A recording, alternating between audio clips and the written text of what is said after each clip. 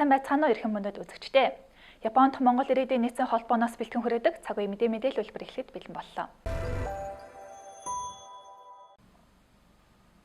Ингээд эхний мэдээ хүргэе. Их Британд төвтэй Economist сэтгүүлэн жил бүр дэлхийн улс орнуудын амьдрахад хамгийн таатай хотуудын жагсаалтыг гаргадаг билээ. Тэгвэл энэ жилийн хувьд шинэ коронавирусын сар тахлын улмаас уг жагсаалтанд нэлээдгүй өөрчлөлт орсон байна. Энэ тухайд илэрхий мэдээлэл хүргэе. Economist сэтгүүлийн эдийн засгийн судалгааны институт буюу Economist Intelligence Unit байгууллагаас дэлхийн 140 хотуудыг аюулгүй байдалд, эрүүл мэндийн тусламж үйлчилгээ, соёл, боловсрол, дэд бүтц гэсэн 5 ангилалд үндэслэн жагсаалт гаргасан бөгөөд энэ жилийн хувьд цар тахалтай хэрхэн тэмцэж арга хэмжээ авч байгаа нь голлох нөлөө үзүүлжээ. Жагсаалтыг Шинэ Зеландийн Окленд хотод хэрэгжүүлсэн бол дараагаар нь Японы Осака хот, Австралийн Аделаид, Шинэ Зеландийн нийслэл Веллингтон, Японы нийслэл Токио 5 дахьт жагсаж, Перт, Мельбурн, Брисбен зэрэг Аз намхан далайн 8 хот эхний 10-т ноёрхон Европын орнуудын хотуудыг ардаа орхисон байна. Окленд хот нь шинэ коронавирусын цар тахлыг амжилттай хяналтандаа аван нийгмийн хэвийн үйл ажиллагааг үргэлжлүүлсэн нь өндөр оноо авахд нөлөөсөн гэж мэдээлжээ. Мөн хотууд нь өндөр үнэлгээ авсан Шинэ Зеланд, Япон, Австрали улсууд нь бүгд арлын орнууд байсан бөгөөд тархалтын эсрэг шуурхай арга хэмжээ авч халдвар ихсгээс сэргийлж нийгмийн хязгаарлалтыг сулруулж чадсан гэлээ. Харин Европын улс орнуудын хувьд вакцинжуулалтын үйл явц удаашралтай байснаас гадна хатуу хөл хорой тогтоосон нь ийхүү энэ жилийн үнэлгээний сөргөөр нөлөөсөн байна. Өнгөрсөн жил нэгт бичигдэж байсан Австрийн Вен хот энэ жил 12 дахь байр хүртэл буурсан ажээ. Сүүлийн жилүүдэд Австралийн Мельбурн хоттой энэ тэнцвэц тогтмол жагсаалтын тэргүүнд бичигдэж байсан ч хүмүүсийн хөл хөдөлгөөнийг хязгаарлаж хатуу хөл хорой тогтоосон нь сөрөг нөлөө үзүүлсэн байжээ. Тэгвэл Америкийн нэгдсэн улсын хоноолуулын цар тахлын үеэр зүй зохистой арга хэмжээ аван вакцинжуулалтыг хэрэгжүүлсэн нь сайшаагдан 46-р байрнаас 14-т бичигдсэн байна.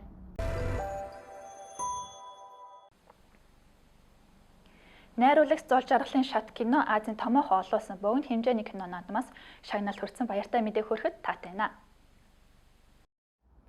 Азийн томоохон олуулсан богино хэмжээний кино наадам болох Short Shots Film Festival in Asia 2021-нд 23 дахь удаага Японы Токио хотноос зохион байгуулагдлаа. Тус кино наадам нийт 120 гаруй улсаас 6000 орчим уран бүтээл өрсөлдснөөс найруулагч Зол жаргалын шат кино Бьогийн шагналыг хүртсэн байна. Бьогийн шагналыг Бьогийн Japan компани Make Impossible Possible буюу боломжгүй зүйлийг боломжтой болгох гэсэн өөрсдийн алсын хараа хүчтэй илэрхийлсэн бүтээлүүдэд шагналт гардуулах зорилгоор тус кино наадамтай хамтран 2020-нд байгуулсан байна. Нийгэмд хөгжлийн бэрхшээлт иргэдийн оролцоог нэмэгдүүлэхийг уриалсан шат богино хэмжээний киног Монголын урлагийн зөвлөл болон Австралийн Basta Films хамтран хэрэгжүүлж буй Бид чадна, бид авьяастай хэмээх урлагийн боловсролын төслийн хүрээнд Австрали болон Монголын мэргэжлийн кино уран бүтээлчид хамтран 2019 онд бүтээжээ.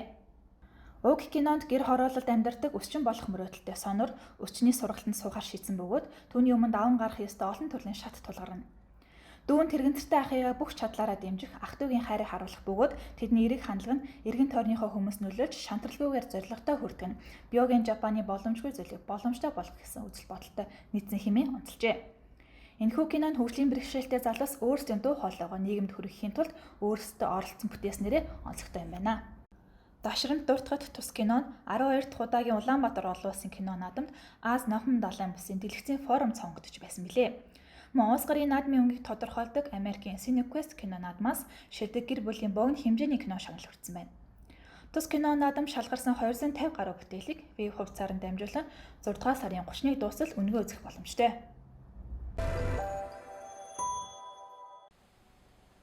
Ингээд хөтөлбөрийн төгсгөл товч мэдээг хүлээн авна уу? Японы батлан хамгаалах яамнаас засгийн газраас хэрэгжүүлж буй вакцинжуулалтын төвүүд дээрх вакцинжуулалтын захиалганд сул оронтой байгаа тул 18-аас дээш насны хүмүүсийг вакцинжуулалт хамруулахаар 15-ны өдөр хуралдан шийдвэр гаргалаа. 15-ны өдрийн байдлаар 6 дугаар сарын 27-ны өдрийг дуустал захиалахын тулд Осака хотын вакцинжуулалтын төв дээр 80,000 орчим, харин Токио хотод 33,000 захиалахын тулд үлдсэн байсан бол тус шийдвэрийн дараа 17-ны өдрийн байдлаар Осака хотод 20,000, Токио хотод захиалахын тулд дүүрс байна гэлээ. Захиргааны шинжлэл хариуцсан сайд Коно Таро гадаадын хэвлэл мэдээлэлд хандсан онлайн хэвлэлийн баг хурлын үеэр Японд вакцинжуулалт хэвэн ягдаж байна. Өдөрт 800,000 орчим тонн хийж байгаа боловч вакцинд хамрагдах хүмүүсийн тоо нэмэгцээр байгаа учраас 6 дугаар сарыг дуустал өдөрт 1 сая тонн хүрнэ гэж найдаж байна гэж мэдэгдлээ. Финланд улсын Arctic Astronautics компани дэлхий дээрх анхны модоор бүтээсэн хэмнэл дагуулыг энэ оны сүүлээр дэлхийн тойрог замд оруулахаар болсон байна. Уг хиймэл дагуулыг модоор бүтээсэн хөнгөн цагаан, гаан зэрэг материалаар бүтээснээс бага өртөгтэй, байгаль орчинд ээлтэй ажээ. Хавтгай банзнуудыг нааж бүтээсэн Вишауд Будсет нэртэй бичил хиймэл дагуулыг агаарын бөмбөлгөөр 30 гаруй километрийн өндөрт хөөргөж туршилт хийсэн байна. Тус модон хиймэл дагуул анхны нислэгээр 3 цагийн турш хөөрч агаарын бөмбөлөг хагарсны дараа онцгийн гэмтэлгүйгээр дэлхийд буцаж газарджээ. Японы Шизуока мужид орон говь аймагтай найрамдлын харилцаа тогтоосны 10 жилийн яваг тохиолдуулан хоёр улсын хооронд онлайнаар олон төрлийн үйл ажиллагаа зохион байгуулж байгаа лээ. Энэ удаад 6 дугаар сарын 13-ны өдөр ой тогтоолтын спортын үйл ажиллагаа зохион байгуулсан байна. Тус ивэнтээр ой тогтоолтын спортын тухай танилцуулж, сургалт болон хоёр улсын ой тогтоолтын тамирчдын дунд тэмцээн зохион байгуулжээ. Японы улсаас Цучия Казуки тамирчин, Монгол улсаас Пүрүжав тамирчин оролцлоо. Хоёр тамирчин өөрсдийн улс орны ой тогтоолтын спортын талаар танилцуулж, өөрсдийн арга барил болон өдөр тутмын амьдралдаа ой тогтоолтын арга барилыг хэрхэн хэрэгжүүлдэг зэрэг сонирхолтой яриануудыг өрнүүлсэн байна. Шинэ коронавирусын вакцин дэлхийн улс орнууд эрчимтэй хамрагдаж байна. Японы улсын хувьд вакцин пассворд гэх ойлголт гарч ирсэн бөгөөд энэ нь шинэ коронавирусын эсрэг вакцинд хамрагдсан батлах бичиг баримт юм а. Японы улсаас гадаад улс орн руу явхад энэ баримт зайлшгүй байх шаардлагатай тухай Японы улсын засгийн газар хэлэлцэж байгаа ажээ.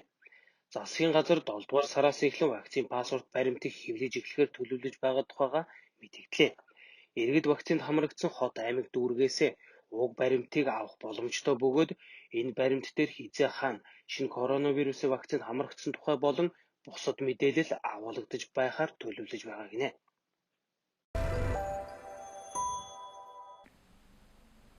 Бидний бэлтгэсэн мэдээллийн хөтөлбөрт анхаарлаа хандуулсан та бүхэнд баярлалаа. Эх 7 хоног шинэ мэдээллийн хөтөлбөртөөр иргэн уулзлаа. Түр баяртай.